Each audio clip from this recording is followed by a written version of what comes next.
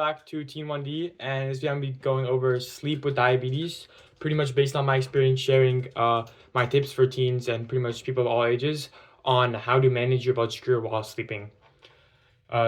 Sleeping with diabetes is like kind of harder than one might think because your blood sugar oftentimes is not perfectly stable during the night since you're obviously we don't have insulin that works for us, so our blood sugar isn't like automatically managed by our body. But I think there are some tips that can help you manage blood sugar better and to feel safe and have a better, more stable blood sugar. And the goal is to pretty much reduce overnight spikes and drops and be able to sleep peacefully throughout the night and not lose sleep due to your blood sugar.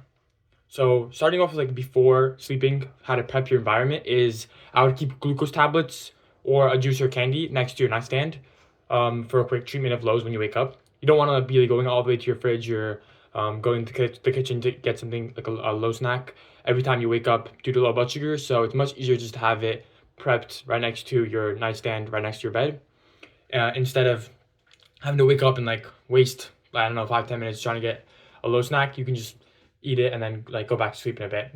That's much more handy in my opinion. Another thing to do is I would consider like keeping your volume pretty high before you're sleeping, just so you like get woken up by alarms. Especially me, I think I'm a pretty heavy sleeper. At least my parents like tell me that. So it's really hard for me to wake up for a lot of alarms, even if I put them like really high. So I think I recommend for people who like me who are heavy sleepers is getting a sugar pixel alarm clock.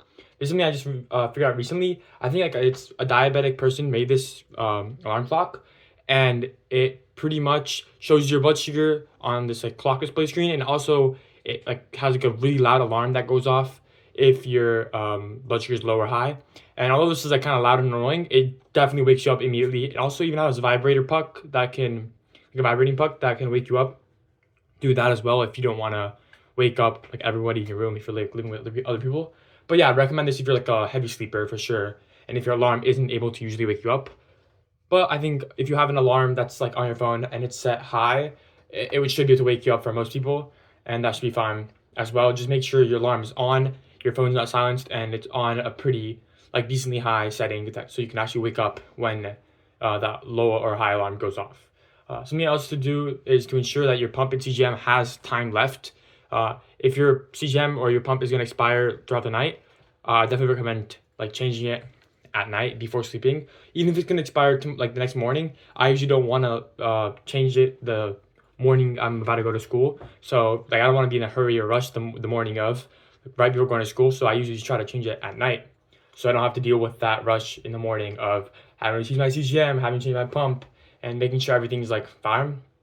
So I definitely recommend just making sure your CGM and pump has some more time left, and if it doesn't, changing it real quick before you go to bed. Something else I recommend to do is to keep your phone charged throughout the night, or to make sure it has battery before you're sleeping. If it doesn't have battery, I'll charge it, because if your blood sugar goes if your phone dies throughout the night, then you won't be able to see your blood sugar, and like your alarms won't work. So if you have low blood sugar, it could be pretty detrimental for you. Another thing is also the next morning you want to wake up with some charge left on your phone. So just throughout the day, you want to make sure your phone's charged. So it's good to charge it for everybody, but especially if you have diabetes, it's really important that you charge it before you sleep. I try to do this, but I do forget sometimes, and it is kind of annoying. And even though I have a charger bank for the next day, it's still like very annoying when my battery runs out.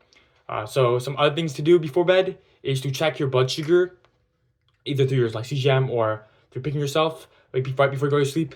And then also, if your blood sugar is high, I would avoid rage bolusing right before bed. I oftentimes do this, and this is the main cause for me when my blood sugar goes low, is that I have high blood sugar right before I go to sleep, or maybe even an hour before I go to sleep, or 30 minutes before I go to sleep.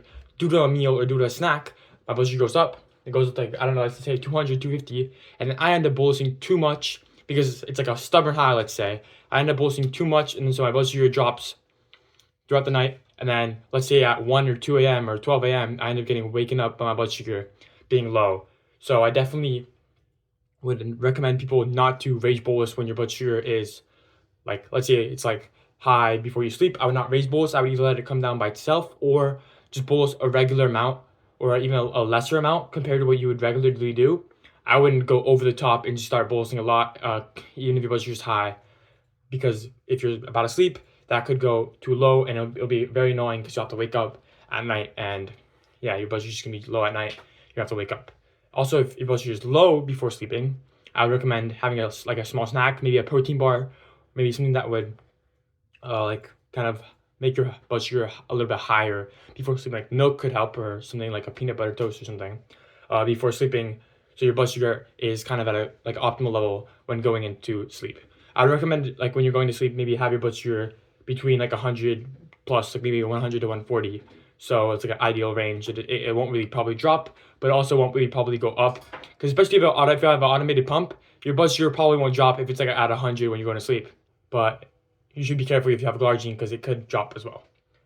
Some other things to do is to avoid like heavy meals or meals in general, especially if you have sugar, obviously. But I would overall try to avoid even snacks like right before sleeping. I would try to avoid them because they're just gonna add another like unpredictable variable before you're sleeping to your blood sugar. And so like you could have a snack and then it could cause your blood sugar to go up or even down due to the bolusing. So I would just kind of try to avoid having snacks or meals right before you go to sleep. I know obviously like dinner and you might have a snack at night, but especially right before you go to sleep, I would avoid having these. Another thing to do before bed is I would consider like raising your target overnight slightly. So if you have, like, for example, the regular Omnipod lowest mode, which I think a lot of people have it at like 110, I think it is, or 115, I would recommend maybe upping it to 120, 130, 140, like playing around with the settings of the Omnipod.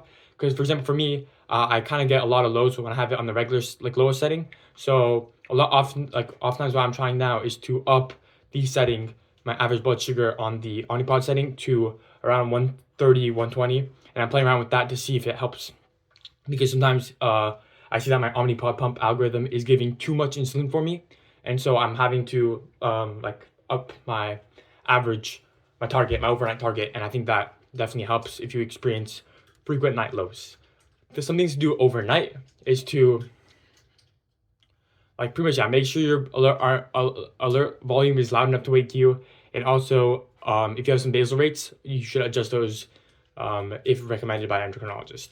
Things to do in the morning is, or like, I think these are better to maybe once a week.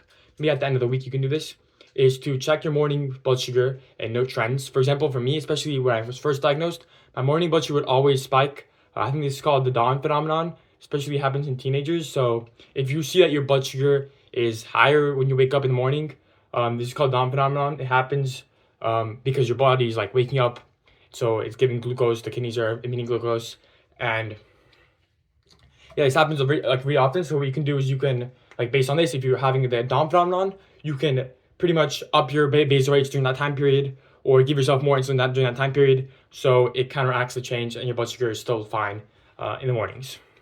And so, like, looking at these trends on your app could help you note these and like counteract the blood sugar and help improve your blood sugar as well. Some other things to do is maybe keep like some water next to your thing, and also have some good sleep habits in general. This is good for people in general, but especially for diabetes. For people with diabetes, I think it's just better to have. So like a dark room, having no screens like 30 minutes before bed, or at least 15 minutes before bed, and then also having a consistent sleep schedule as well, with obviously like 8 or more hours of sleep if you're a teen. So yeah, overall, I think that's like the tips that I have based on my experience with diabetes. And I hope this video was helpful for any teenagers, especially people who are like lacking sleep due to diabetes. Overall, I think that people should like make sure they get enough sleep and make sure they follow some of these tips in order to like maximize their blood sugar while they're sleeping, and not to like butcher their sleep due to the fact that they're studying for their exams or any schoolwork or anything, or being on their phone. And I hope this video was helpful for everyone. Leave a like and subscribe if it was.